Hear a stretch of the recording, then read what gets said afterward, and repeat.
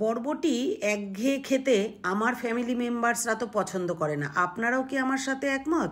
তাহলে এইভাবে একবার করে খেয়ে দেখবেন। নমস্কার বন্ধুরা, মিঠুর কুকিং চ্যানেলে আপনাদেরকে আবারও স্বাগত। তো চলুন দেখে নিই কীভাবে করেছি। বরবটিগুলোকে একটু বড় বড় করে কেটে, মানে 1/2 ইঞ্চি করে কেটে ভালো করে ধুয়ে রেখেছি।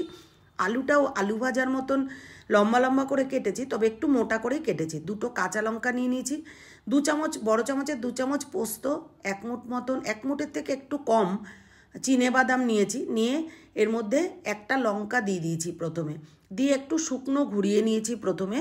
তারপরে এর মধ্যে একটু জল দিয়ে ভালো করে স্মুথ পেস্ট বানিয়ে রেখে দিয়েছি। বড় সাইজের একটা পেঁয়াজ ভালো করে একদম কুচি কুচি করে কেটে রেখে দিয়েছি। আমি কিউব করে কেটেছি, একদম ছোট ছোট করে।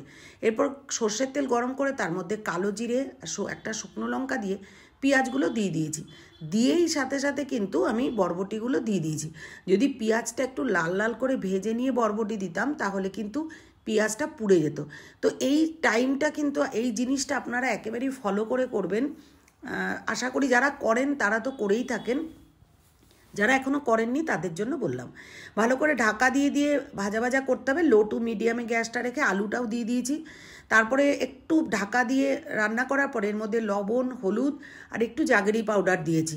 দিয়ে ভালো করে মিশিয়ে নিয়ে আবারও কিছুক্ষণ ঢাকা দিয়ে দিয়ে কিন্তু রান্না করতে হবে। পুরো রান্নাটাই কিন্তু আমি গ্যাসটা লো টু মিডিয়ামেই রেখেছি। এরপর ওই পেস্ট, বাদাম, যে পেস্টটা পোস্ত বাদামের, সেটা দিয়ে দিয়েছি। দিয়ে ভালো করে নাড়াচাড়া করে বেশ কিছুক্ষণ ভাজা ভাজা করার পর মিক্সির পটটা ধুয়ে জাস্ট অল্প করে জল দিয়ে দিয়েছি। এই রান্নাটা কিন্তু খুব ঝোল ঝোল ভালো লাগবে না, একটু গামাখাই ভালো লাগবে। তো এইভাবে করে ভালো করে নাড়াচাড়া করে নিয়ে আবারও ঢাকা দিয়ে মিনিট খানেক রান্না করে নেব, যতক্ষণ না পর্যন্ত গ্রেভিটা একেবারে ঠিক হয়ে যাচ্ছে, গা মেখে যাচ্ছে, ততক্ষণ কিন্তু রান্না করতে হবে। আলুটা সিদ্ধ হয়ে গেলে এই রান্নাটা একেবারেই কমপ্লিট। এর মধ্যে উপর থেকে একটা কাঁচা লঙ্কা চিড়ে দিয়ে দেবো, যাতে কাঁচা লঙ্কার গন্ধটা ভালোভাবে আসে। তো এই রান্নাটা রুটি, পরোটা, লুচি, ভাত এবং ডালের সাথেও দুর্দান্ত লাগবে। একবার অন্তত খেয়ে দেখবেন, আর কেমন লাগলো জানাতে ভুলবেন না। ভিডিওটা দেখেও আপনাদের কেমন লাগলো জানাতে ভুলবেন না।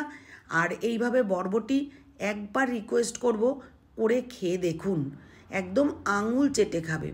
আর আরও একবার রিকোয়েস্ট করবে। Thanks for watching.